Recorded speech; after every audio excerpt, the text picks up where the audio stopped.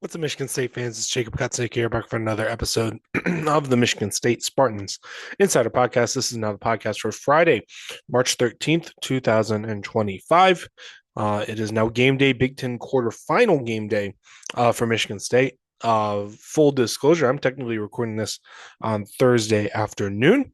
So I don't know who, at the time of this recording, I don't know who they're playing, whether that is UCLA or Rutgers. I'm guessing it's UCLA, but you never know. But we're going to kind of talk about what MSU, some more about the things I'd like to see MSU kind of show in this Big Ten tournament before we get into March. Something neutral, regardless of opponent, because again, Rutgers, I'd maybe wait on recording this, but Rutgers UCLA isn't going to end until about 11 p.m. And, that's pretty late. So, um, but moving forward here, there are definitely some things where MSU can show some improvement. Um, by and large, definitely not a perfectly constructed team. I think it's a team that has been punching above its weight class for most of the season, just based off of its roster.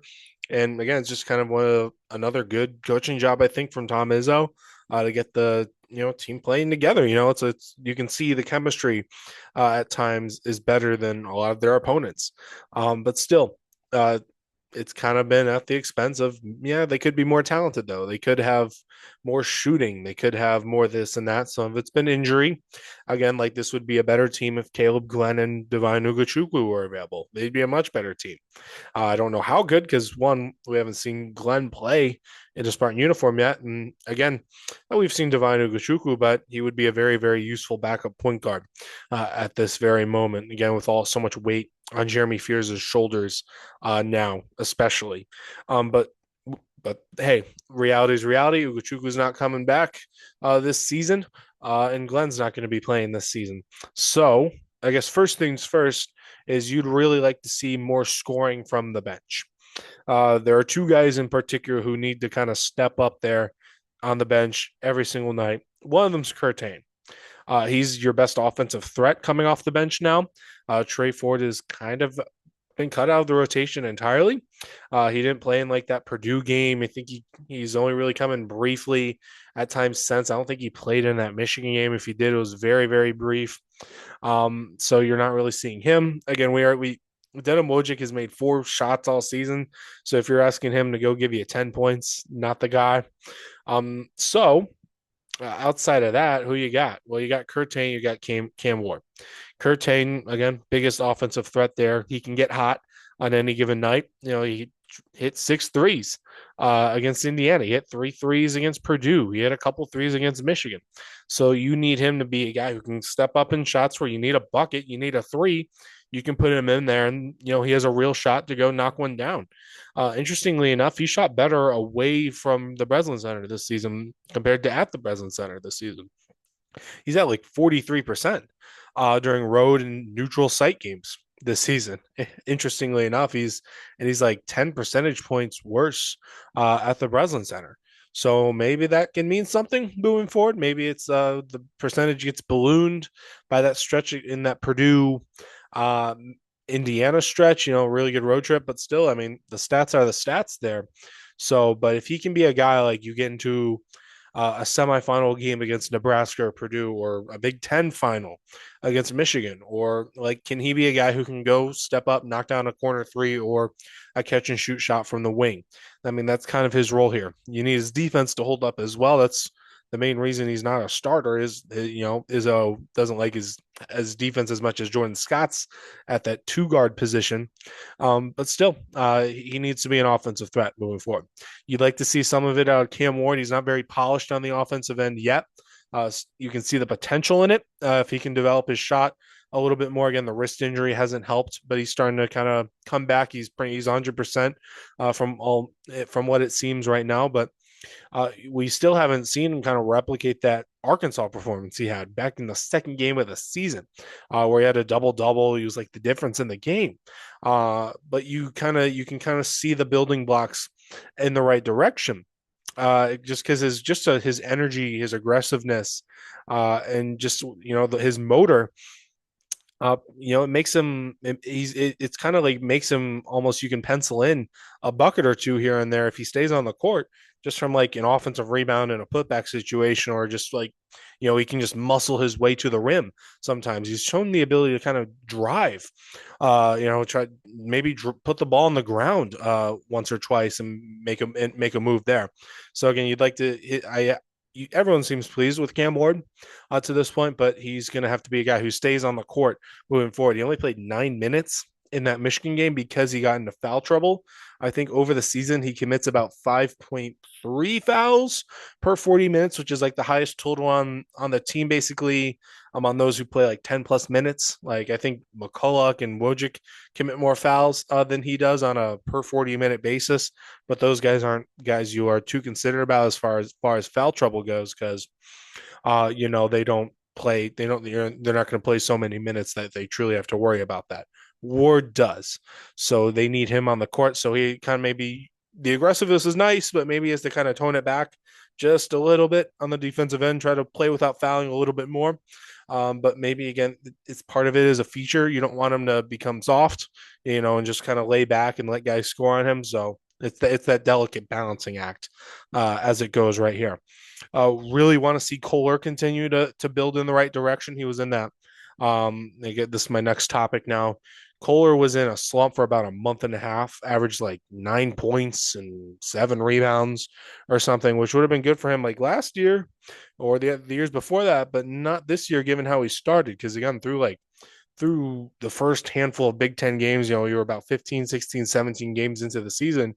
He was averaging about 14 points and a double double. He was a walking bucket. He was making 3-pointers. He was doing this. He was doing that. And then you go to the West Coast. He's sick briefly, and he just kind of hits a rut and struggles to bounce back up. Well, he's starting to go back up in the right direction here. Last 3 games, he's averaged, he put up just 23 and 8 against Michigan. Again, that was a team that really gave him some fits during the first meeting, so he did better against the same opponent the next time around. So that shows you something going in the right direction. And he had good games against what was it? Rutgers. He had another good game. I can't remember the stats in that one. And against Indiana, I think he had like 21 points against Indiana. But he's starting to play like the Kohler of earlier in the season.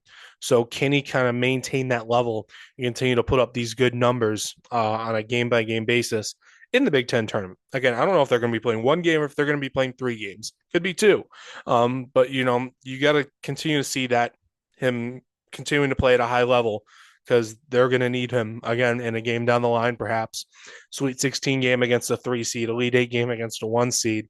They need him, because he's one of the senior leaders on this team, and he's the second leading scorer at the end of the day as well. So obviously, don't need me to tell you he's a valuable asset to this team.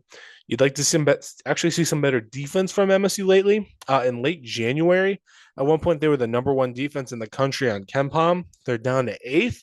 Torvik has this fun. This is a different analytics site. Pretty relatively similar.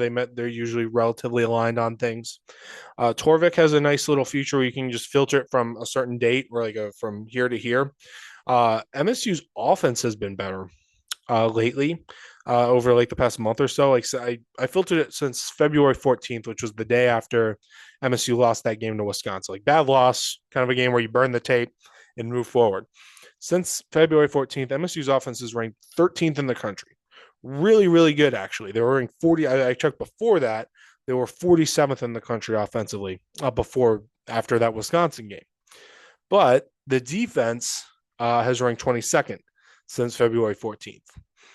Still not bad by any stretch of the imagination, but you're not in the upper echelon of teams defensively, which is where MSU wants to be this season. You just gave up 90 points to Michigan. Rutgers scored 87 points on you. Again, part of this is because of fouling and stuff at the end, but they're not getting stops at the very end. Maybe it's because of the lack of depth on this year's team with the starters playing so many more minutes. That was something I should have brought up earlier, but yeah, starters are getting a lot more minutes too.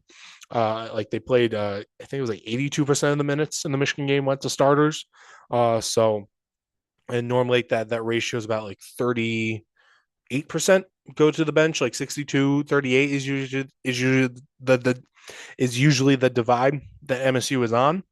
But again, that's pretty common for pretty much every team. In March, you cut the rotation down.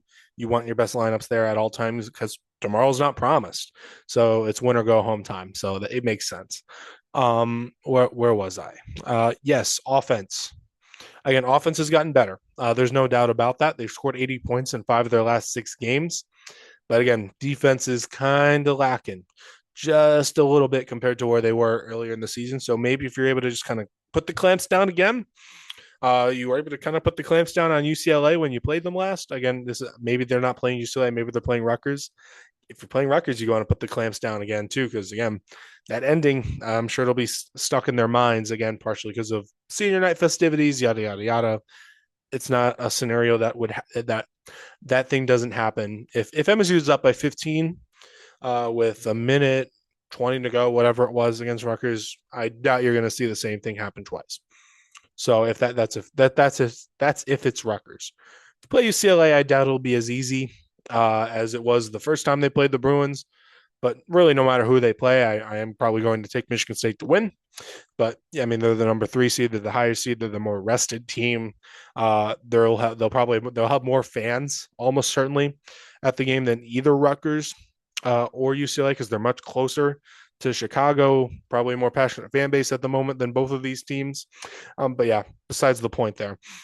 But yeah, that kind of sums it up. Those are kind of the main things I really want to see this team improve upon this weekend before the bracket comes out on Sunday. Again, looking forward to it. Driving down to Chicago on Friday early afternoon, maybe around noon, maybe around 1. Again, looking forward to seeing the United Center. Yeah, Chicago's a pretty cool city. So yeah, looking forward to it. But there'll be plenty of written content from the Big Ten tournament coming your way at SpartanNation.com. And at Michigan State Spartans SI, we'll have podcasting content coming your way too. I'll have to remember to pack my microphone here. But yeah, that is all for you guys now today. Once again, though, I'm Jacob Katzanika. I'll see you guys around.